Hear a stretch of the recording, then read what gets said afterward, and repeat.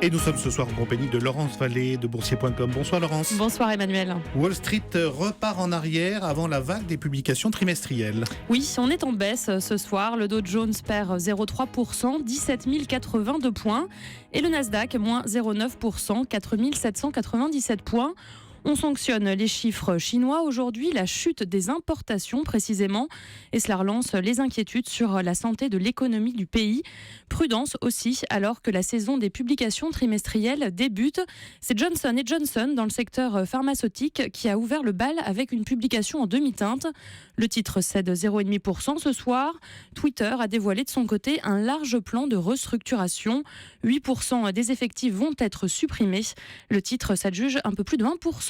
Le pétrole termine de nouveau en repli. Le baril de WTI cède encore près de 1%.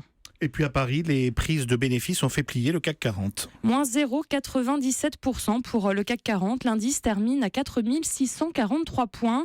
Le marché affichait encore vendredi 6 séances de hausse consécutives. Parmi les valeurs, LVMH, première société du CAC 40 à avoir publié ses revenus du troisième trimestre, ils sont sanctionnés, moins 3,2% pour LVMH. Déception du côté de la division mode maroquinerie. Dans le même secteur, Kering abandonne aussi 3%.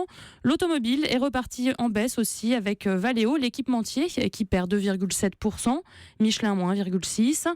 Autre secteur à la peine, les pétrolières. On a Valourec qui repère plus de 5% et Technip près de 2%. Et puis Crédit Agricole, enfin un gros repli aussi, moins 2,1%. La banque devrait écoper d'une amende de 700 millions d'euros aux États-Unis. Mais à l'inverse, Laurence, Capgemini a terminé en forte progression. Oui, plus 2% de gagné pour Capgemini, plus forte hausse du CAC 40 grâce à la publication solide de l'allemand SAP. C'est de bon augure pour la SS2I française qui est l'un de ses principaux partenaires. Vinci monte aussi d'1,6% avec Safran ou encore Airbus plus 0,7%.